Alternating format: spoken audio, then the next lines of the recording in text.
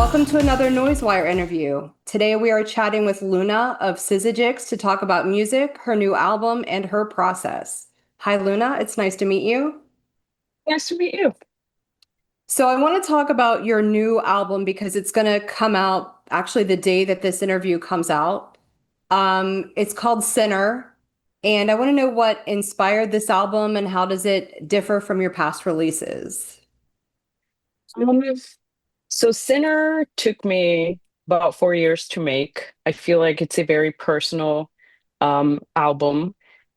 Maybe as opposed to Immortal, which was the album before. I mean, I did put a lot of love in Immortal, but there is a deeper connection, I guess, with Sinner. Um, it's Yeah, I guess because I've like the past years have been kind of like a roller coaster. I guess I've put that into my music and um I'm not very good with words. I'm like someone who says and a lot when I'm speaking. So music is definitely like my easiest way to express myself, and that's definitely some like a big all of Sinner. Yeah. So I've heard three of the tracks, and I guess when this interview comes out, they'll all be released. But there's a lot of songs on there. Oh yeah. So I mean, you when you said it took you 4 years to make, I mean, it seems like you've really been working because there's a lot. And what I've heard so far, those three songs that are out so far are great. So Thank I'm you. sure it's going to be awesome. I'm excited to Thank hear you. it. On your Bandcamp page for Sinner, your album description explores the concept of sin in an interesting context. How did your interpretation of this theme shape the direction of the album? So, when I started the album, I was uh, going through a lot emotionally. Um, and I guess because when you're a public figure, people have a lot of opinions on the internet. And I thought, am I really this bad person? Or am I a good person? I guess it's something that I've always dealt with, with existentialism, and syzygics itself is very existential. But I thought of that of sinner, like am I a good person? Where would I go if I die? Kind of feeling, and uh, a lot of my songs come from that. The roller coaster of all my emotions as a human being, and if making all these mistakes or feeling the way that you feel is a sin, I guess we're all going to hell, you know?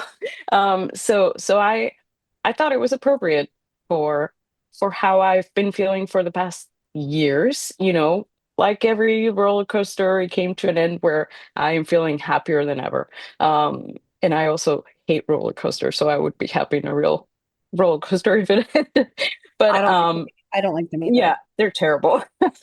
But yeah, yeah. I think it's all my emotions that I have been going through as a human being, that I interpreted as a sinner, I guess. So, Syzygics has a really strong sense of visual and sonic cohesion. And I've heard you put a lot of care into creating the imagery on each release. You tailor the visuals to specific formats. How do you approach the branding and aesthetics along with the music? So, maybe so I did go to film school, and maybe this is the director in me. I am a little controlling when it comes to my visuals, because I tend to think of my music as all my arts together, like I see them as color, or I don't know, maybe this sounds cheesy, but I see my music as color, or I can, I almost like live in this fantasy world where everything is a movie. So when I'm making music and I hear it back, I kind of can visualize what the film aesthetic would be, or what kind of painting it would be. So I like to curate my music kind of almost like uh, like something you would see in a museum, if that makes sense. Like I don't want it just to be a song, if it makes sense. I want it to be a piece of art, you know. I don't know. Maybe that's pretentious. I don't know, but yeah, I guess I'm a little controlling when it comes to that. I just want it to be a message that I can put out for people to feel what I feel or however they want to feel. But I want to put that feeling out for the world so it means something to people. No, that's really cool. It's almost kind of Warholish the way that you describe it, how like Andy Warhol would Mhm. have like the complete experience. I don't know Yeah, if you've ever been to the Andy Warhol Museum, but it has I like haven't. all sorts of like sensory stuff. Well, when you're in Pittsburgh, I'll take you. Very cool. Take I a would little love trip.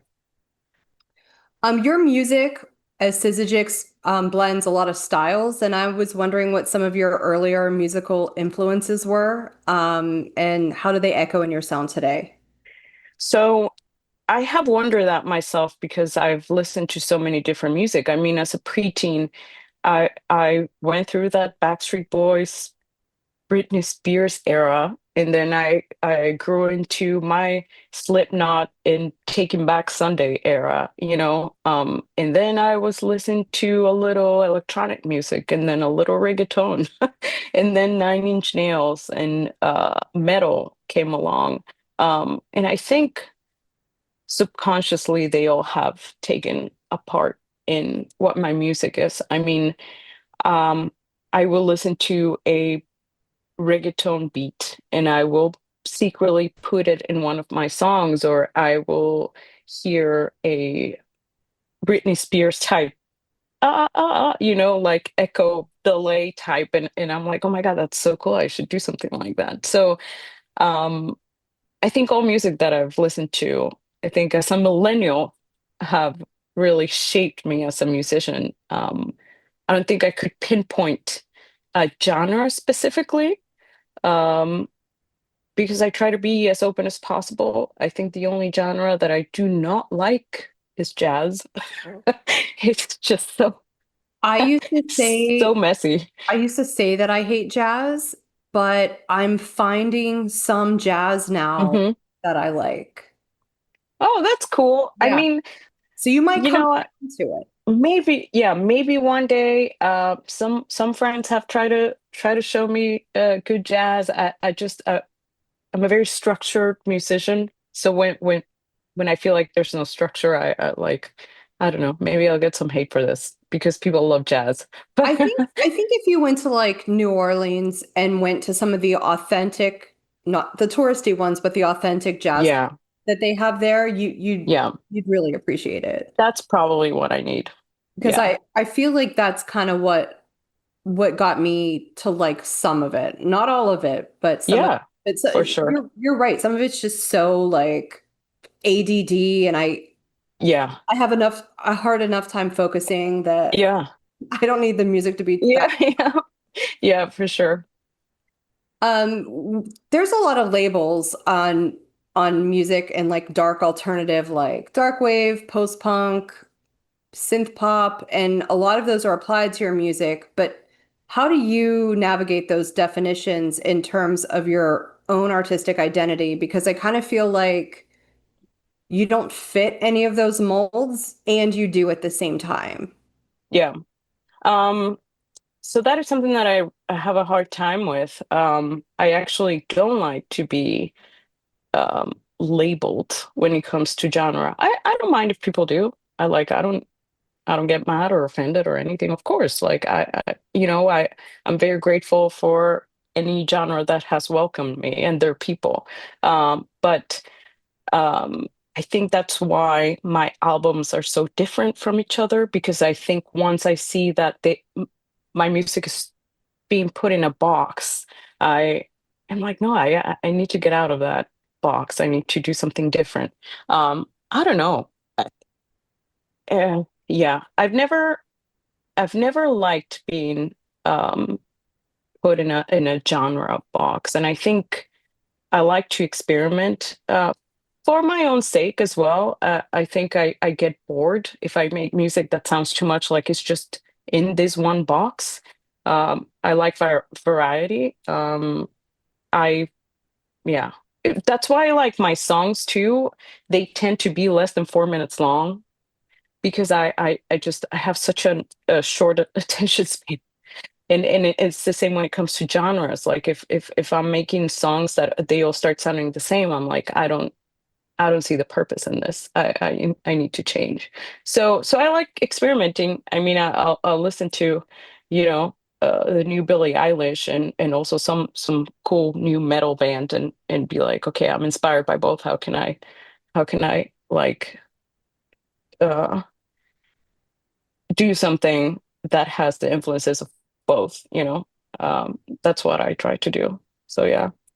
That's cool. Um, Thanks. who are some of the most non-musical artists that have inspired your Mhm. life, that shaped your vision, especially when it comes to like your album art? Um, so I think film school has had a lot to do with it. I uh, I was an experimental filmmaker. Who's your favorite filmmaker? Um, um, ooh. So it's been Jean-Pierre Jeunet. I might be saying that wrong. He's French. Sorry, French people. But I lately I've been watching so many weird, fucked up movies. I really don't know. I've been But watching them too on Tubi. I love Tubi. I love Tubi. But yeah, I've been watching so many movies. I'm getting back into my film groove. But I will like I can like something from like I guess Wes Anderson, who is like cutesy and very well made and But he's to also cinematically like it's gorgeous. beautiful, Yeah. beautiful. Oh yeah. He's a great director. To like Lars von Trier, who, Oh, is incredibly fucked up, but like I understand him very well as a filmmaker. So, like there are there are I'm like very extreme. I either like very soft, cutesy made things or very dark, like like a morbid things. like a Like there's Radiohead. no yeah, there's no like middle with me, you know? So yeah, I don't know if that answers the question, It but does. okay. It does, and it was a good answer. Thank you. Not what I expected either, which was good. I Good. thought you were just going to start like rattling off like artist names that you like, but when you got into, Yeah, I'm interested in film too. So when yeah, you started going there, I was like, okay, this is yeah, great. yeah. I mean, that's film. Like, I also like, painters. I'm huge on Van Gogh, who has become kind of popular in the last years, but They I've have also like felt, immersive Van Gogh experiences, and I'm yeah, yeah. I actually went to Las Vegas. did you It's like kind of it? cool. Yeah, I liked it. Yeah, it was cute. But yeah, because it had Radiohead in the background too, Did who it? is one of yeah. I love Tom York. He's a genius to me. I Love did Tom too. York. Yeah. So yeah, that was cool. But yeah, it I don't know. There is something about artists that are non-musicians also. Um, that I find incredibly inspiring. And maybe because I'm a musician, I find musicians to be incredibly talented, but also very egotistical. And it's probably something that you can find in any art. I mean, filmmaking has a lot of ego. But there is a different message when it comes from film or painting. I don't know.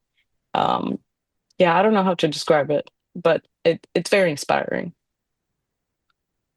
So in addition to Syzygics, I've seen you post about a punk influenced side project you're part of called Bad Hombre. Did I say that right? Yeah. Okay. Can you tell us any specifics about that project? And are there any other projects or collaborations that you're working on that we can look forward to? Um, so Bad Hombre is because I have like gone throughout my life listening to punk. It has been an important part of my life. And I've always, since I was like a preteen, I like dreamt of being in a punk band. I really wanted to be in a punk band. Um, so the idea started because of political reasons. I mean, Bad Hombre is something that everyone knows where it came from, right? And I was like, okay, cool. I'm a Bad Hombre, and I'm gonna sing about it. I feel like Sissy Chicks is a very dreamy musical um, project, and when it comes to Bad Hombre, it's a little more political and outspoken. Um, it's in its infancy, honestly. There are some recordings out there. Uh, my husband is part of it too, which is really cool. And I'm like looking if there are any drummers and bassists out there, feel free to reach out because I'm looking to collaborate with people when it comes to Bad Hombre. I haven't really found any other musicians to do that with.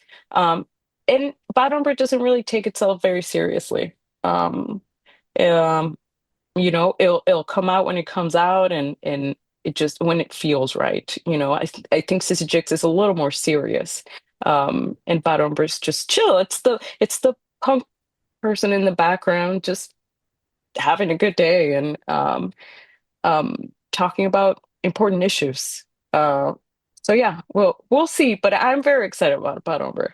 Yeah. Are there any musicians out there that you haven't collaborated with, but you'd love to? Yeah, I am good friends with Pixel Grip. They would be really cool to collaborate with. They're doing so well. Oh my God, I'm so proud of them. Patriarchy are really cool too. Contra Void, I haven't had the chance to collaborate with, but yeah, Fragrance. Yeah, oh my God, I could go on and on. There are so many great musicians that I would love to collaborate with. Yeah, of course. I think you'd be a good fit for any of those. Thank I you. really Yeah, do. I think we would too. And I think we Pixel would Grip, too. I'm not going to get into it, but I've been reading a lot about them Oh lately. yeah. Yeah. Oh yeah. Yes. Yes. There is a lot going on with Pixel Grip right now. Yeah. Yeah. I hope that it, I hope that they get what they're due. Yeah. I hope it gets resolved. Yeah. Have you faced any challenges working in the industry that is so heavily male dominated? And if you how have you navigated those? Yeah, absolutely. So as you know, Syzygic started as two people. And Josh, a male, of course, always has gotten the all the credit for the music, even though I've have always been a big part of Syzygics. In his passing, um, I think a lot of people doubted that I could make music, and I tour with my husband actually, and he helps me on stage. So there's a lot of like, oh, cool music, man, to him, even though he has nothing to do with the music. And there's actually this funny story. We were in Rhode Island, and this group of dudes came to us at the end. I love the music. You're so great. To my husband, he's like, it's all her, and they just couldn't believe it. They could not believe that I was the one making music. They kept talking to him. I mean, they were drunk, but yeah, yeah. Oh my God, all the time it happens that they either have a hard time thinking that I'm the solo musician, and they think my husband is the one making the music, or they just don't know how I'm handling being a solo female artist. Um, but I think at first it used to really bother me, um, but I've gotten used to it, and I just take it out of my music, really. Like if I hear any comments like that, or if I read any comments like that, I just blow it off. It takes time and practice to just kind of not care. if that makes sense. I think Um, Alice Glass probably had this yeah, same sort of issues you did with that. yeah, yeah. It's frustrating that it's 2025 and we still have that problem. Um, but you know what? The best revenge is to be the best female producer that I can be. Um, so you've performed across the US and Europe. Have you noticed any interesting differences in how the audiences engage with your music in these different regions? Um, I think Europe and the US are all, and Mexico and Canada are all very passionate audiences. Um, I don't think I have like a favorite, you know what I mean? Like I think I get a lot of love from everyone. Um, it is a little harder for me to tour the US. I think it's because it's such a big country and it's harder to make the connections between the states. Um, and of course, yeah, Europe is big too, but it's just easier to navigate, when it comes to travel. I think that's something that the US needs Well, to. the larger cities are closer together, so it just makes sense. Sure. Yeah. And they have trains that go to we are lacking in that in the US, Um and I'll have like someone that wants me in LA, but then someone who wants me in New York, so it's hard to make that connection.